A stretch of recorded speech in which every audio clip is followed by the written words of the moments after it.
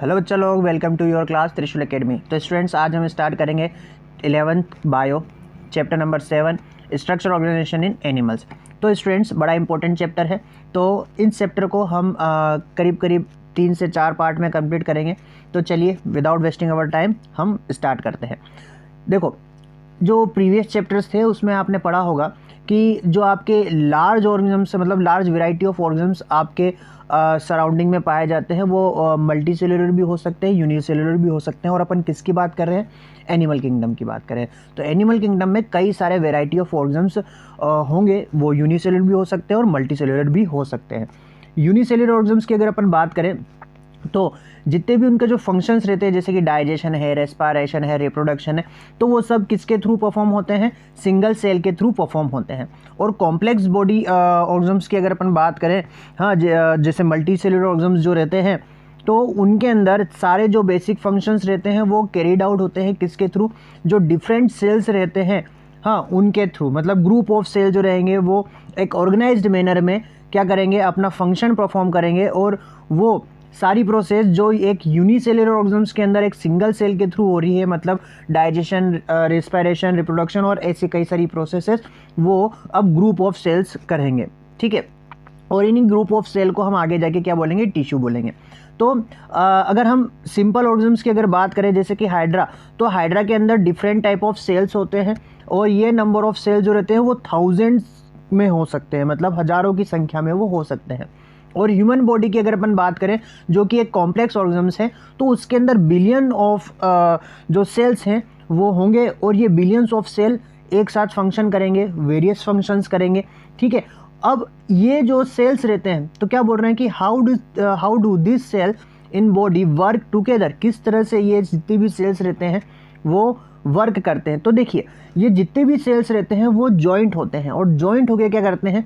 वो टिश्यू बनाते हैं। अब ये टिश्यू क्या होते हैं कि मल्टी सेलुलर ऑर्गेनिज्म जो रहते हैं उसमें क्या करते हैं? ग्रुप ऑफ सेल वो सभी साथ में आएंगे, और उनके साथ साथ क्या होगा? उनके बीच में, जैसे कि अगर मान लीजिए कि ये 2 या 2 से ज़्यादा सेल्स हैं, और इन सेल्स के बीच में क्या होगा? कुछ इंटरसेलुलर स्पेस भी होगा।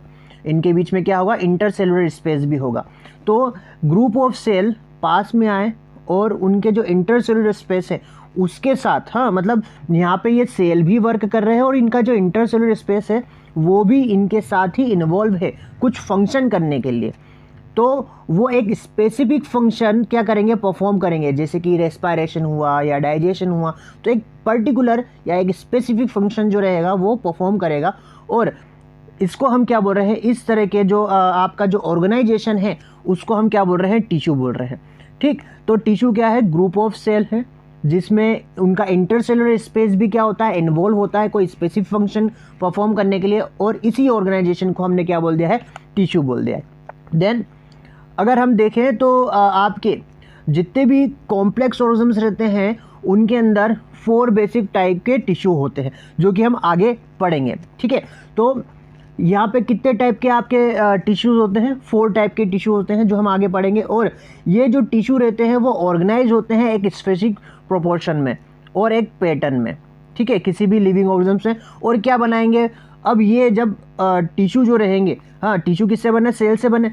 अब ये जो टिश्यू रहेंगे वो टिश्यू एक स्पेसिफिक प्रोपोर्शन में और एक पैटर्न में क्या करेंगे? वो अपने साथ कुछ और सेल्स को जोड़ेंगे या टिश्यूज़ को जोड़ेंगे, और क्या करेंगे? वो ऑर्गन बनाएंगे। अब ऑर्गन जैसे कि स्टमक बना लिया, लंग्स बना लिया, हार्ट बना ली, किडनी बना ली, तो ऐसे कई सारे जो ऑर्गन्स हैं उनको ये बनाएंगे। तो सेल से टिश्यू बना, कई सारे टिश्यू से अब क्या बन गए? ऑर्गन बन गए।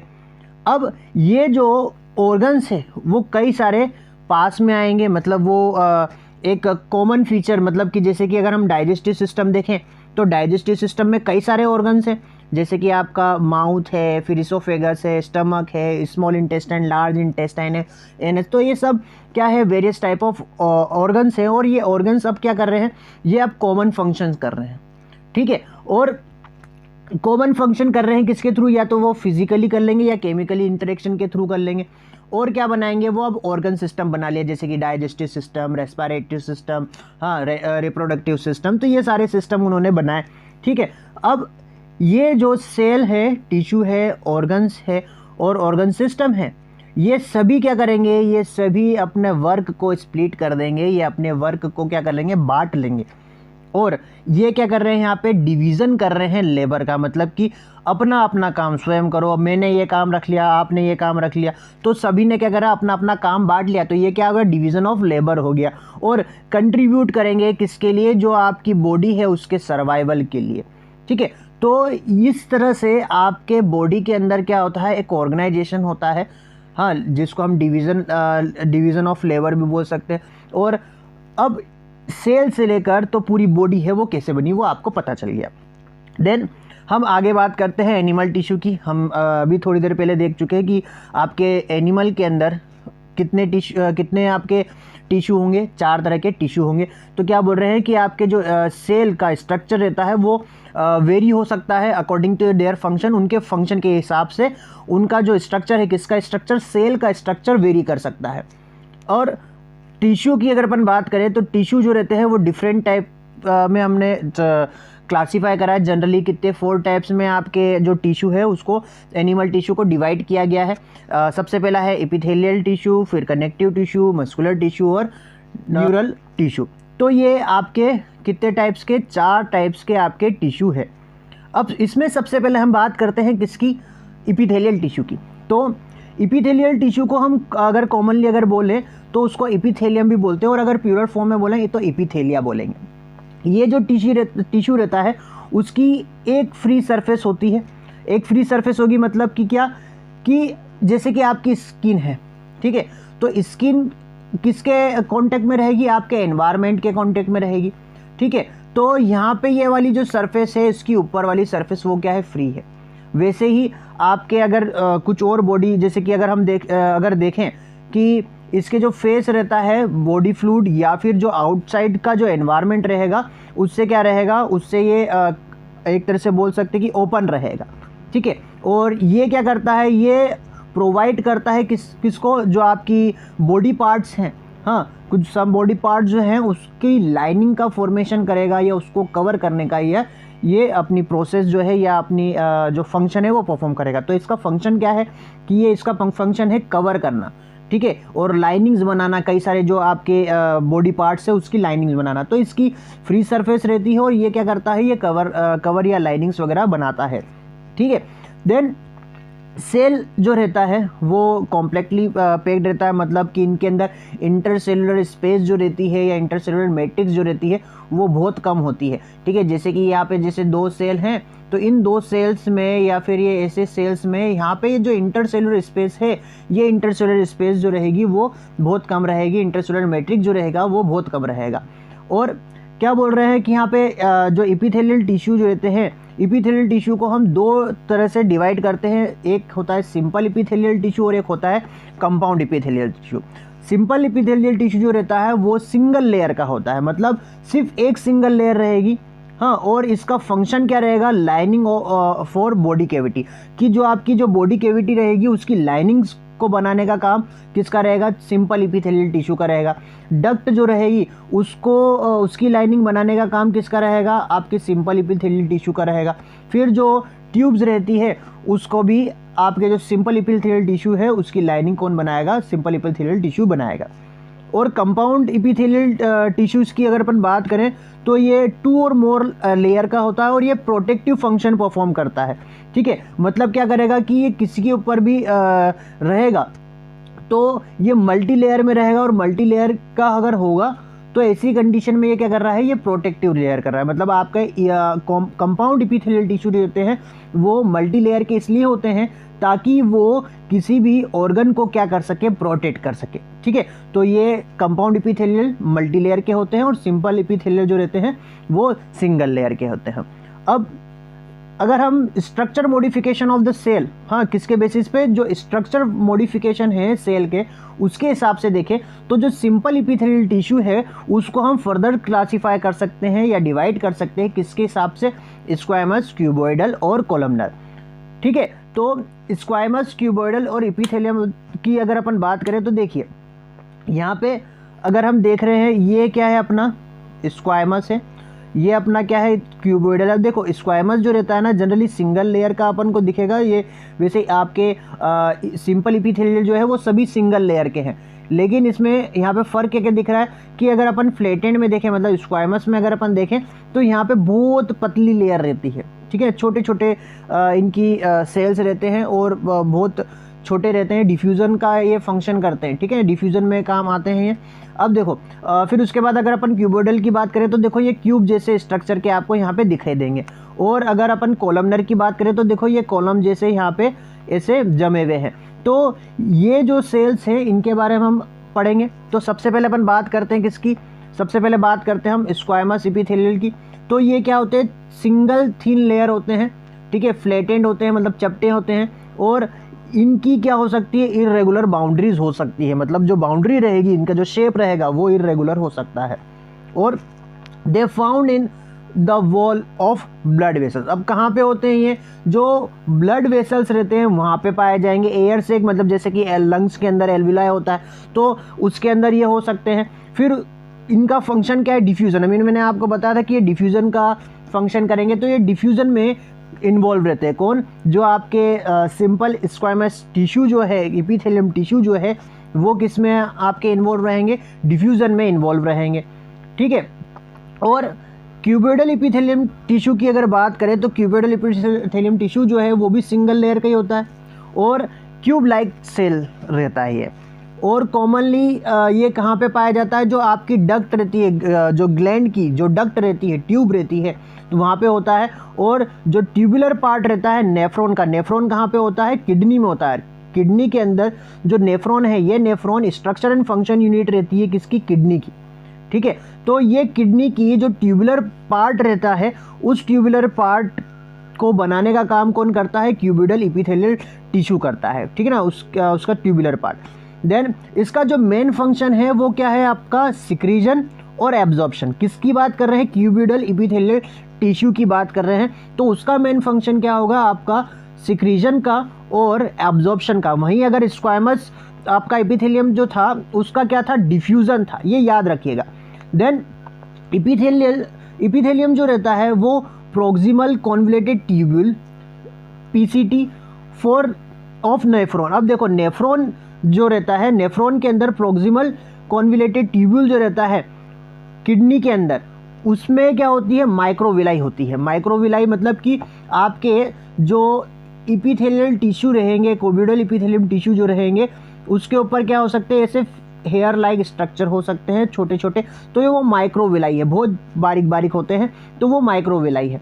देन उसके बाद अगर अपन बात करें कॉलमनर इपिथेलियम की, तो उसमें ये सिंगल जो लेयर रहती है उसमें सिलेंड्रिकल शेप के या फिर एक टोल ऐसे स्ट्रक्चर जो रहते हैं वो बने हुए होते हैं।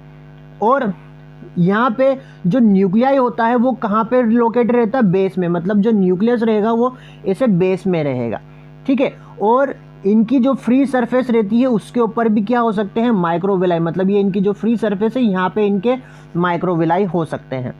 और they are found in the lining of stomach. कहाँ पे हो सकते हैं ये, आपके जो लाइनिंग है स्टमक की या इंटेस्टाइन की, वहाँ पे हो सकते हैं। और ये इनका काम क्या है, यहाँ पे आप समझिएगा, सिक्रीजन करना और एब्जॉर्प्शन करना, ठीक है। तो आपके जो कॉलमनर इपिथेलियम टिश्यू है उसका फंक्शन क्या है, सिक्रीजन और एब्जॉर्प्शन करना।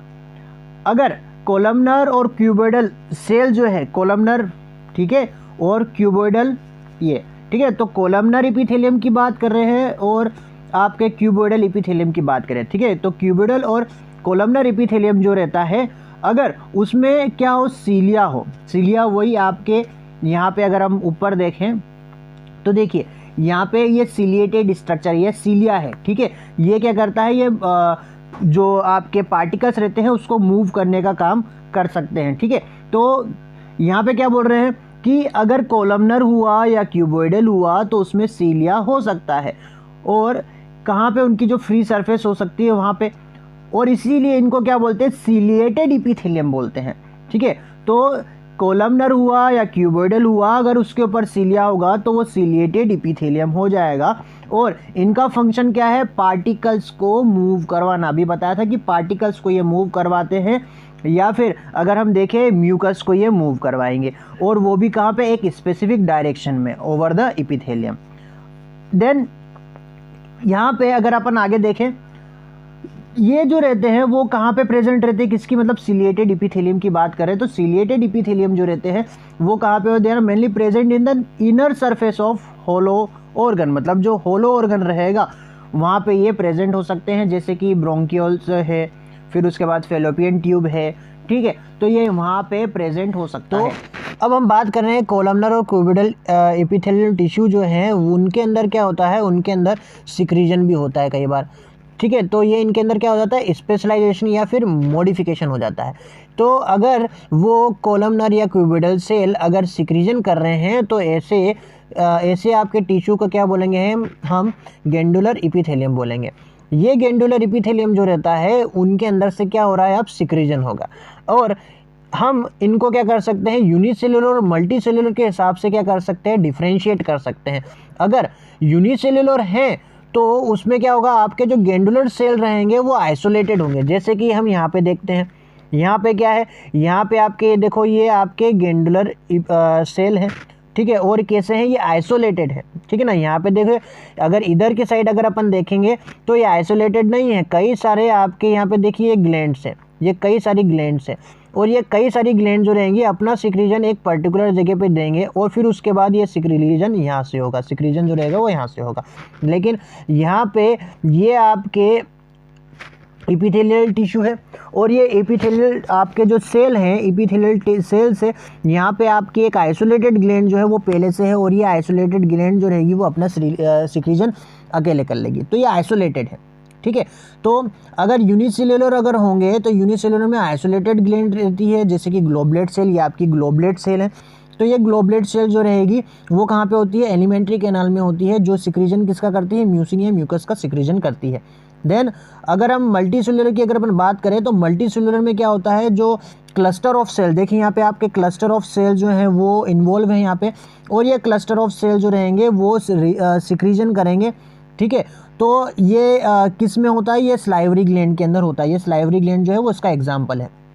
देन किसके बेसिस पर हम पोरिंग ऑफ देयर सिक्रीजन, मतलब कि जो आपकी अब ग्लैंड है वो ग्लैंड कैसे उनका जो सिक्रीजन है वो रिलीज़ कर रही है, ठीक है, वो डक्ट के थ्रू कर रही है या फिर विदाउट डक्ट कर रही है, तो उसके हिसाब से भी हम क्या कर सकते हैं, इन गेंडुलर एपिथेलियम को डिफरेंशिएट कर सकते हैं। तो ये दो कैटेगरी में हो सकती है, एक हो सकती है एक्सोक्राइनिन और एक हो सकती है एंडोक्राइनिन। एक्सोक्राइनिन जो ग्लैंड्स है उसके अगर हम एग्जांपल्स देखें तो यहाँ पे आपके जो एग्जांपल्स रहेंगे वो कौन कौन से हैं, वो है आपके म्यूकस, या फिर आपके जो स्लाइवा है, ईयरवैक्स है, या फिर ऑयल या मिल्क या डाइजेस्टिव एंजाइम, ये जो इनका जो सिक्रीजन होता है वो कौन सी ग्लैंड होती है, वो आपकी एक्सोक्राइनिन ग्लैंड्स होती है, ठीक है। अब इसमें होता क्या है, एक्सोक्राइनिन आखिर है क्या, ये अपना जो प्रोडक्ट रिलीज कर रही है या सिक्रीट कर रही है वो डक्ट के थ्रू करती है, मतलब यहाँ पे आपने जितने भी एग्जांपल्स देखे हैं ये सभी अपना जो सिक्रीजन है वो डक्ट के थ्रू करेगी या ट्यूब के थ्रू करेगी।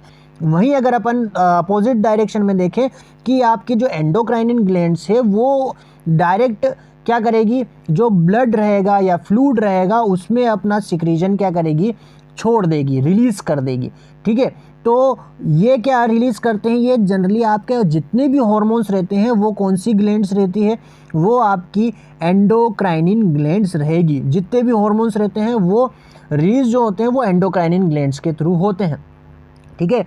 देन उसके बाद आप बात करते हैं कंपाउंड एपिथेलियम टिश्यू की। तो कंपाउंड एपिथेलियम टिश्यू जो रहते हैं वो मल्टी लेयर के होते हैं, ठीक है, और यूं इनका जो सिक्रीजन और एब्जॉर्प्शन का जो काम है वो लिमिटेड उसमें उनका रोल रहता है। इनमें कंपाउंड एपिथेलियम में इनका रोल नहीं है। कंपाउंड एपिथेलियल जो रहते हैं वो सिक्रीजन या एब्जॉर्प्शन में ज़्यादा अपना रोल अदा नहीं करते हैं। इनका जो मेन फंक्शन है वो क्या है, प्रोवाइड करवाना। क्या प्रोवाइड करवाना, प्रोटेक्शन प्रोवाइड करवाना। किसके अगेंस्ट में, आपके जो केमिकल और मैकेनिकल स्ट्रेसेस रहते हैं उनसे ये क्या करते हैं, उनसे आपको ये प्रोटेक्ट करेंगे। और ये क्या करते हैं, ये ड्राई जो सरफेस रहती है स्किन की उसको कवर करके रखेंगे, आपकी बकल केविटी की जो मॉइस्ट सरफेस है उसको कवर करके रखेंगे, आपके जो फेरिंग्स है, हाँ, उसकी जो इनर लाइनिंग है डक्ट की उनको आप कवर करके रखेंगे, फेरिंग्स वगैरह जो है उनको कवर करके रखेंगे, स्लाइवरी ग्लैंड जो है उनको कवर करके रखेगी, उनकी जो इनर लाइनिंग है वहाँ पे, और जो आपकी पेनक्रेटिक डक्ट है उनको भी ये क्या करके रखेगी, उनकी भी आपकी जो इनर लाइनिंग है उसको वो कवर करके रखेगी। देन अगर हम आगे चलें तो जितने भी एपिथेलियम टिश्यू रहते हैं वो क्या करते हैं, वो एक दूसरे से जुड़े रहते हैं, उनके अंदर क्या रहेगा, इंटरसेलुलर स्पेस जो रहेगा, इंटरसेलुलर मटेरियल जो रहेगा वो बहुत कम रहेगा। तो इन nearly all tissue, all animal tissue, जितने भी एनिमल टिश्यू रहते हैं उनके अंदर एक स्पेशलाइज्ड जंक्शन होता है।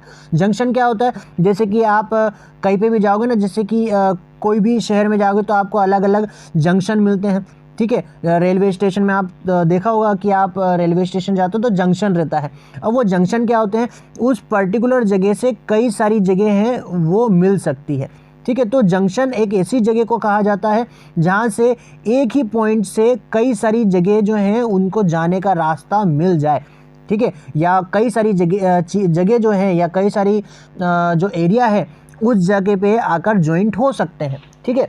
तो वो आपके जंक्शन, तो ये यहाँ पे स्पेशलाइज्ड जंक्शन होते हैं जो क्या कर रहे हैं, जो प्रोवाइड कर रहे हैं both structure and function link, मतलब यहाँ पे क्या हो रहे हैं, वहाँ पे आके मिल सकते हैं। जैसे कि शहर जो रहते हैं, कोई भी एक शहर एक जंक्शन कहलाता है, तो वहाँ से कई सारे गांव हैं या फिर कस्बे हैं वो वहाँ से जॉइंट हो सकते हैं, तो वो लिंक होते हैं, ठीक है। तो यहाँ पे भी क्या कर रहे हैं, ये लिंक हो रहे हैं, कई सारे जो इंडिविजुअल सेल्स हैं वो एक स्पेशलाइज्ड जंक्शन में आके क्या कर सकते हैं, वो लिंक हो सकते हैं, उनका स्ट्रक्चर और फंक्शन जो रहता है वो लिंक हो सकता है, ठीक है। तो ये जो रहते हैं, ये जंक्शन जो रहते हैं वो किसमें भी पाए जाते हैं, एपिथेलियम टिश्यू जो रहते हैं उसके अंदर भी पाए जाते हैं, और जो अदर टिश्यूज रहते हैं उनके अंदर भी पाए जाते हैं।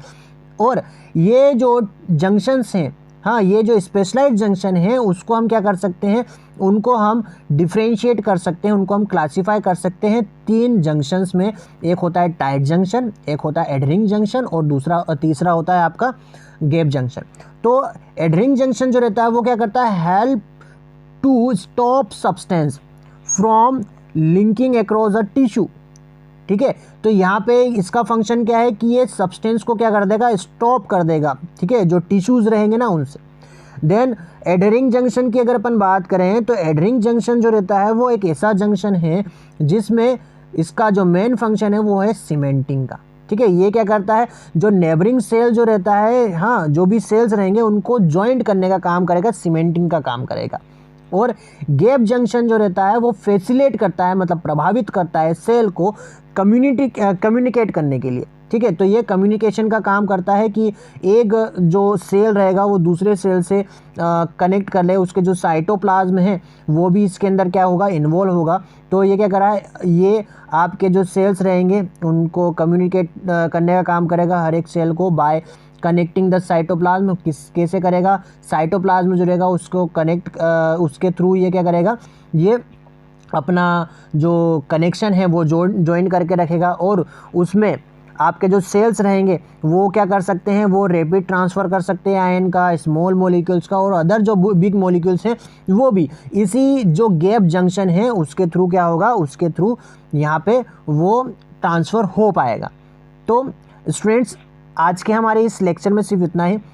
हम इसके आगे, मतलब आपके जो कनेक्टिव टिश्यू है वो इसके आगे वाले लेक्चर में देखेंगे। आई होप आप सभी को ये सारी चीज़ें समझ में ही होगी, लेक्चर अच्छा लगा होगा, और अगर अच्छा लगा है तो प्लीज़ चैनल को सब्सक्राइब करें, लाइक करें इस वीडियो को और शेयर करें। थैंक यू, मिलते हैं नेक्स्ट क्लास में, बाय बाय।